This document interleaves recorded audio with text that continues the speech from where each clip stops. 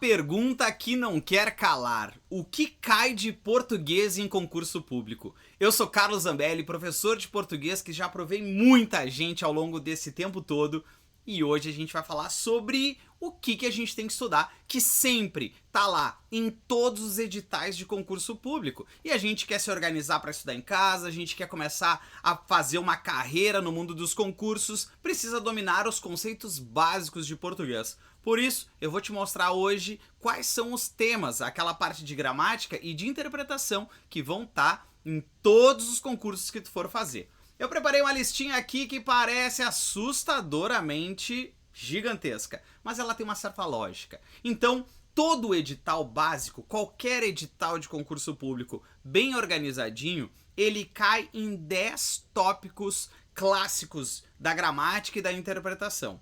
Os tópicos de gramática eu coloquei aqui nessa ordem para que a gente possa também ter uma metodologia para estudar, porque um assunto vai apoiando o outro.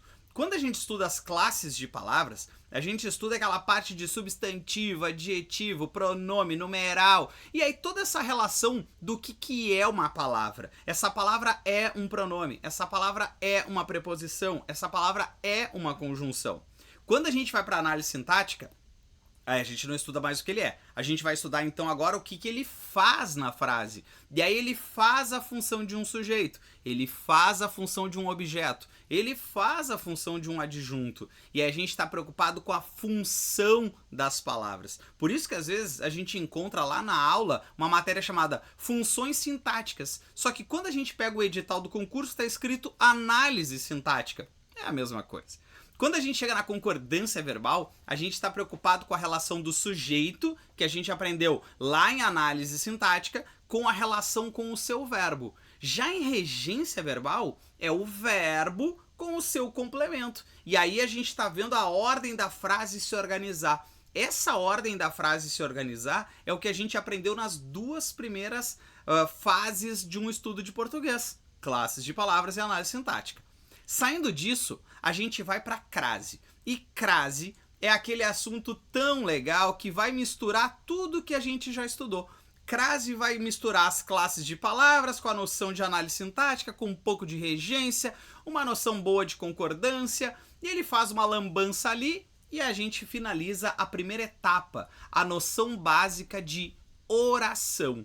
Bom, quando a gente sai disso, que a oração então é composta como um padrão, assim, né? Ela pode ter variações, mas um padrão que a gente vai ter é sujeito, verbo, complemento, mais adjunto adverbial. E é claro que pode ter um adjunto adverbial deslocado, é claro que pode ter um verbo que não tem sujeito, um verbo que não tem complemento, mas basicamente a gente trabalha com a ideia de oração, e oração é verbo.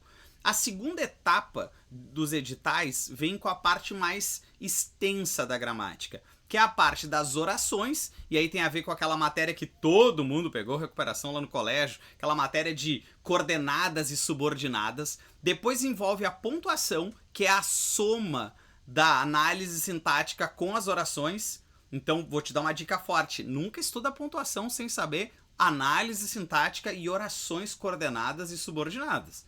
Depois a gente chega para um trio ternura ali que é um pouco mais chato pra caramba, que é a parte dos tempos e modos verbais, que é aquela ideia que a gente estudou no colégio de presente, pretérito, futuro e todas as nuances que tem ali dentro. E a parte que sai da gramática e vai para interpretação de texto e redação oficial. Se tu vai fazer concurso público e sonha em ter estabilidade, mudar de vida, ter um cargo legal, tu precisa estudar português. E toda prova de português, qualquer edital, vão ter estes conteúdos aí. Então, te puxa que tá valendo o emprego.